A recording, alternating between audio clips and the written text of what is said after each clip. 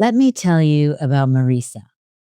Marisa's the kind of woman that people describe with words like powerhouse, driven, unstoppable, ambitious. That's because she runs a business, she manages her home, she juggles the kids' schedules, she pays the bills and on time, she volunteers at church, and somehow she still remembers everyone's birthdays. And yet, she's in therapy with me because she's struggling. She says things to me like, Debbie, I do everything. He just goes along with it. And I hate how resentful I've become towards him. I don't want to run the whole show. I wish he would take some of the decisions off my plate. But if I don't do things, who will? I know God tells me to submit, but how do I submit when I'm stronger than him in almost everything? Maybe you see yourself in Marisa. I know sometimes I have felt that way, especially in my first marriage. Maybe you are Marisa.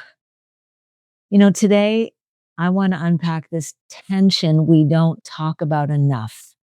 How does a strong, fiercely capable woman learn to honor biblical submission without losing herself and without enabling that passivity in her husband?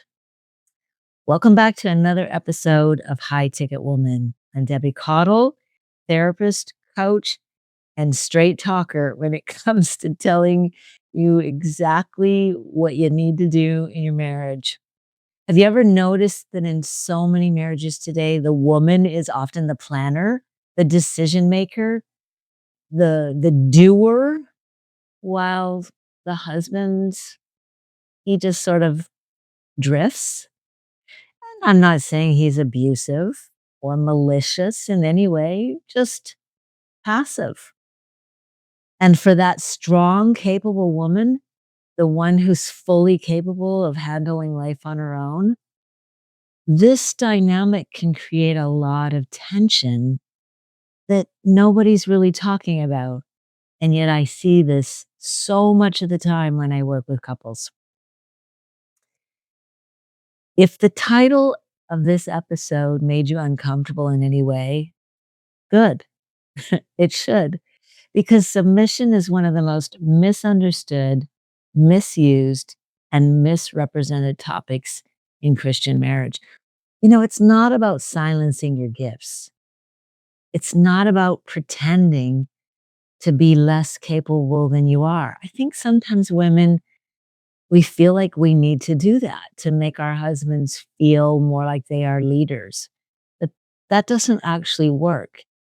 Again, we don't want to enable that passivity in our spouse. Instead, what it's really about is it's about order, God-given order.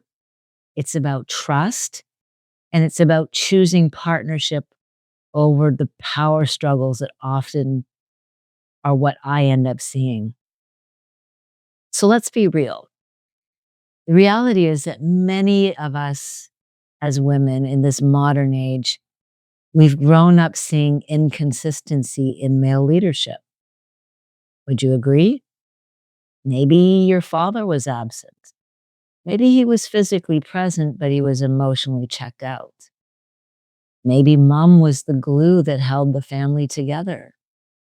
Or maybe you just learned from a very young age, if I don't do it, no one else will. So you became self-reliant. You paid your own bills. You learned to solve your own problems. You built a life that you could control. And culture doesn't do our men any favors either, does it? Because many men have been told that leadership, or at least male leadership, is oppressive. They've been shamed for having a healthy kind of strength. Or they've become so conflict avoidant that they'd rather say, yes, dear, or whatever you want, honey, than to just step up and risk being wrong. So here we are. We've got this powerhouse woman with this hesitant husband. Two people who love each other, but living out God's design for their marriage feels impossible. There are just far too many women who tell me that this is the situation in their marriage. Now, let's clear something up. And I've talked about this in previous episodes. Biblical submission is not forced silence. Ephesians 5 makes that very clear. It says, "Wives, submit yourselves to your own husbands as you do to the Lord," right? That's not a command to become small. It's an invitation to trust the order that God has established for marriage and for family.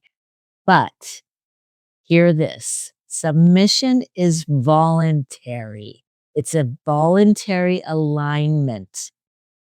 It's acknowledging your strength as a woman, the strength that God has given you, but keeping it under control and in the right context. It means using your wisdom, your voice, and your discernment that you have to be with your husband, not over him. Because you can be strong and submitted at the same time. I always think of the Proverbs 31 woman when I think about this. The Proverbs 31 woman was no meek, mild, pushover kind of woman. I mean, this is a woman who goes out and buys fields and runs a business. And, she comes from a pretty wealthy home. She's got servants, that run her household. And she does all this. She runs this household and she manages her servants with kindness and intelligence and know-how. And her husband trusts her fully. You don't read anywhere in those that passage that he's micromanaging her in any way, questioning her decisions in any way. So healthy submission is not you pretending to be less intelligent. It's you offering your strength in a way that builds up your marriage instead of you competing with your husband for control, which is again a lot of times what I see it end up being. But how do we practically do this in our marriage? How do we actually submit when we have a very passive or uncertain husband? Well, I want to give you a few mindset shifts and some habits that you can try out this week. All right. So let's start with you. Let's start with your attitude, your spirit, not your husband's. So much of the time we get in this complaining mode, which is easy to do. But I want you to take a look at yourself because submission is first and foremost between you and God. Remember, you're not submitting because your husband is perfect. You're submitting because you trust that God is. This is a lesson that I've had to learn multiple times over in my life, to be honest. When I submit to my husband, it's not because I think my husband's always going to make the best decision. It's because I know that I need to trust that God is leading my husband. And that might mean that I have to let go of the need to be right. It means I might have to let my husband make a mistake and let him learn from making that mistake instead of me just jumping in and rushing to correct him because my perspective is the accurate one. That's not easy to do. But when I've gotten that right, I've been able to look back in hindsight and go, that was so much healthier for me and my husband to let God be in charge and let God lead my husband to make the decision, even if he had to course correct at some point. So it starts with you. Okay, another mindset shift that I really want you to focus in is to stop stepping in so quickly. And this really carries on after, the first mindset shift, right? Sometimes your husband's passivity is there because of you. It exists because you jump in and you try to fill the gap before he can. You gotta leave some room, which means if he hesitates, don't just try to jump in and rescue him immediately, by giving your suggestions or helping him to see it your way. Sometimes silence and patience are what invite leadership. We as women, especially those of us who are strong, very capable, dominant personalities, we can get impatient. We want decisions right now, at the snap of a finger. We have a hard time just sitting and waiting. That silence can really drive us crazy, and yet sometimes that's exactly what's needed. Another mindset shift is to go from telling your husband what needs to happen to instead asking. You might try something like this. Ask him, "Hey, what do you think about this? I really value your perspective." This is what opens the door for your husband to step forward and feel safe enough to give his opinion that may lead to a decision.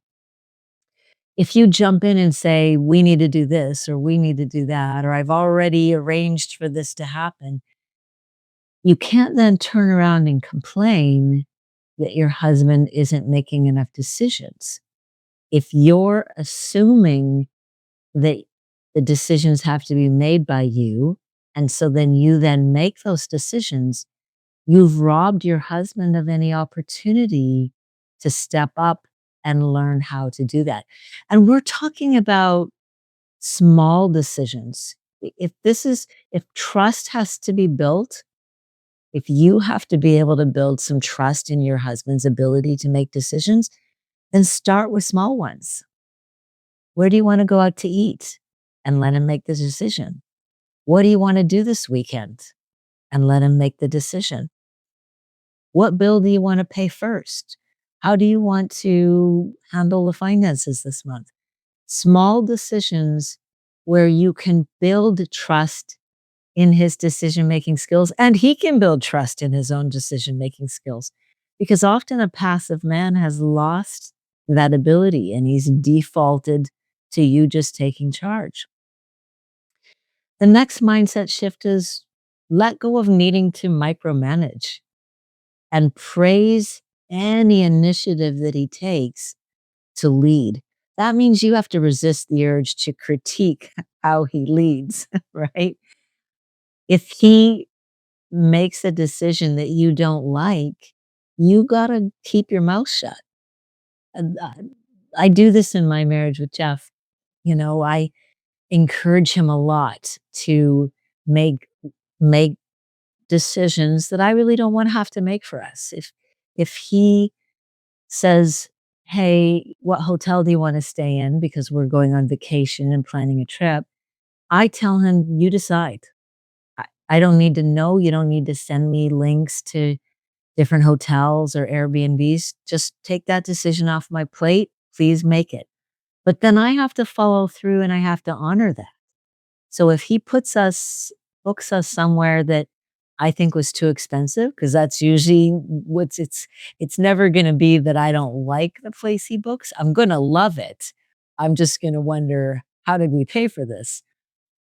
But if I give him, quote, unquote, "permission" to make that decision without any input from me, then I have to keep my mouth shut to encourage him to grow in confidence to continue making more decisions, right?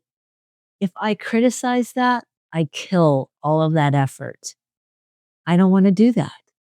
I want him to make those decisions.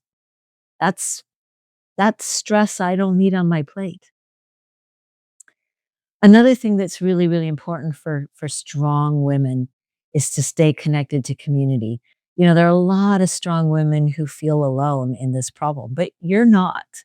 There are a lot of women out there that are feeling this, and I think there's a lot of reasons for this. I think that we've talked about some of these things in previous podcast episodes, so you can go back and listen to those, but nonetheless, this is a growing problem. Strong women, passive men. You're not alone.